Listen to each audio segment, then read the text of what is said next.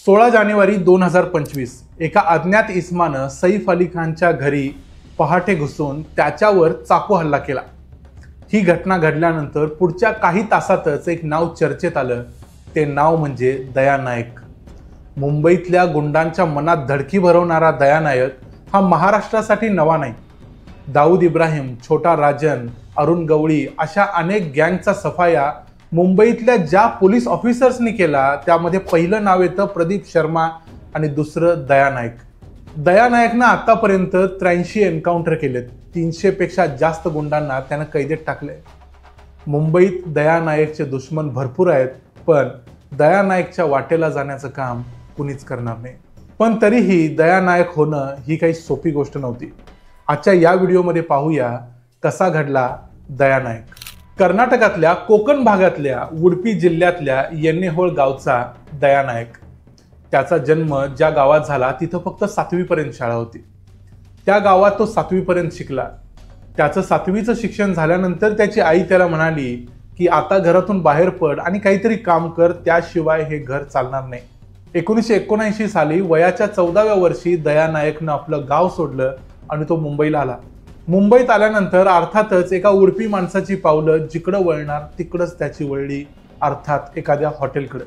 कारण जगण्यासाठी काहीतरी काम करणं गरजेचं होतं, घर देखील चालवायचं होतं। त्यामुळं वर्सोव्यातल्या एका बारमध्ये एका वेटरचं काम दया नाईकनं घेतलं। तिथं त्याला थोडेफार पैसे मिळायचे। त्या पैशातूनच दया नाईकचं स्वतःचं आणि त्याच्या घरचं जीवन चालायला लागलं। त्याच्या डोक्यात एक गोष्ट क्लिअर होती की आपण जरी वेटरचं काम करत असलो तरी आपला जन्म वेटर म्हणून झालेला नाही। त्यामुळं तो नाईट हायस्कूलमध्ये शिकत होता। त्यानंतर त्यानं अंधेरीतल्या CES कॉलेजमध्ये प्रवेश घेतला आणि तिथं त्यानं MSc कंप्लीट केली। पण तरी देखील 1979 ते 1987 अशी सलग 8 वर्ष तो त्याच बारमध्ये वेटरचंच काम करत राहिला। शिक्षण झाल्यानंतर मग तो प्लंबर झाला। प्लंबर म्हणून नोकरी करताना त्याला 3000 रुपये मिळायचे। या नोकरीत अनेक लोकांच्या घरी तो जायचा। त्यावेळी त्याला एका नार्कोटिक विभागातल्या एका पोलीस अधिकाऱ्याच्या घरी जाण्याचा योग आला। तिथं त्याला पोलीस अधिकाऱ्याच्या त्या नोकरीबद्दल आकर्षण वाटलं, त्याच्या दराऱ्याचं आकर्षण वाटलं। तेव्हा त्यानं मनाशी ठरवलं की आपल्याला देखील असंच काहीतरी व्हायचंय। हे असंच काहीतरी कसं व्हायचं याचा त्यानं शोध घेतला आणि त्यानं PSIचा अभ्यास चालू केला। 1995 साली दया नाईक PSIची परीक्षा उत्तीर्ण झाला। 1995 साली त्याचं ट्रेनिंग कंप्लीट होऊन 1996 साली दया नाईकचं पोस्टिंग झालं जुहू पोलीस स्टेशनमध्ये एक सब इन्स्पेक्टर म्हणून। या क्षणापर्यंत दयाचं आयुष्य एका सामान्य पोलीस ऑफिसरचं होतं। पण 31 डिसेंबर 1996 या दिवशी दयाच्या आयुष्यानं एक वेगळं वळण घेतलं। त्या दिवशी त्याला त्याच्या खबऱ्याकडून बातमी मिळाली की छोटा राजन गँगचे 2 गुंड जुहू इलाक्यात येत आहेत।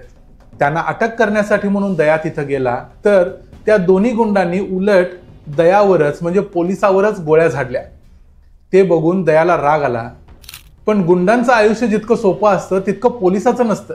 पोलिसाला आपल्या प्रत्येक गोळीचा हिशेब द्यावा लागतो। दयानं कोणत्याही गोष्टीचा विचार केला नाही। त्यानं 2च गोळ्यांमध्ये या दोन्ही गुंडांचा हिशेब चुकता केला। जास्त गोळ्या वाया घालवल्या नाहीत। त्यानं दोघांनाही ठार केलं।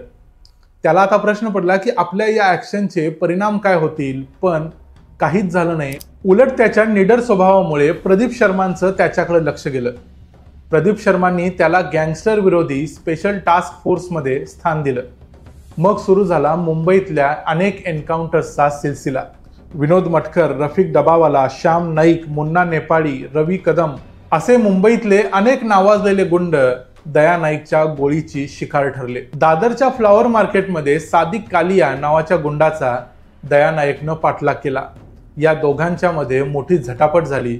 या झटापटीमध्ये सादिक कालियानं एक गोळी घालून दया नाईकला जखमी केलं।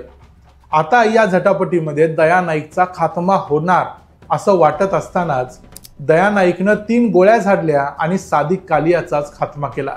या एका एन्काउंटरमुळे मुंबईत पोलिसांची कॉलर ताठ झाली, कारण हा एखाद्या चित्रपटात शोभावा असा सीन दादरच्या फ्लॉवर मार्केटमध्ये हजारो लोकांनी आपल्या डोळ्यांनी बघितला। प्रदीप शर्मा आणि दया नाईक या जोडीनं मुंबई साफ केली। या दोघांनी मुंबईतल्या वसई विरार भागातल्या अनेक गँग संपवून टाकल्या।